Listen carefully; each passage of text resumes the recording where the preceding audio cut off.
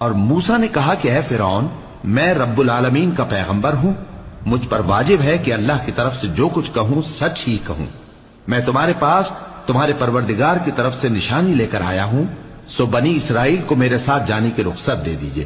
فرعون نے کہا اگر تم نشانی لے کر آئے ہو تو اگر سچے ہو تو لاؤ دکھاؤ۔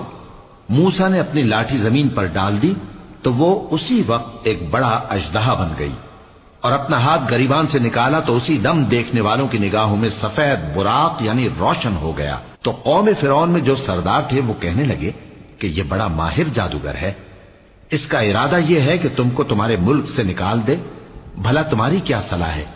انہوں نے فرعون سے کہا کہ فی الحال موسیٰ اور اس کے بھائی کے معاملے کو موقوف رکھیے اور شہروں میں نقیب روانہ کر دیجئے کہ تمام ماہر جادوگروں کو آپ کے پاس لے آئے۔ چنانچہ ایسا ہی کیا گیا، اور جادوگر فرعون کے پاس آ پہنچے اور کہنے لگے کہ اگر ہم جیت گئے تو ہمیں صلہ تو عطا کیجیے گا نا؟ فرعون نے کہا ہاں ضرور، اور اس کے علاوہ تم مقربوں میں داخل کر لیے جاؤ گے۔ جب فریقین روز مقررہ پر جمع ہوئے تو جادوگروں نے کہا کہ موسیٰ یا تو تم جادو کی چیز ڈالو یا ہم ڈالتے ہیں۔ موسیٰ نے فرمایا تم ہی ڈالو۔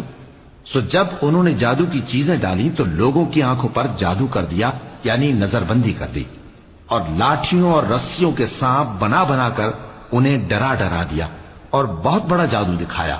اور اس وقت ہم نے موسیٰ کی طرف وحی بھیجی کہ تم بھی اپنی لاٹھی ڈال دو، تب وہ فوراً سانپ بن کر جادوگروں کے بنائے ہوئے سانپوں کو ایک ایک کر کے نگل جائے گی۔ آخر حق ثابت ہو گیا اور جو کچھ وہ لوگ کرتے تھے باطل ہو گیا۔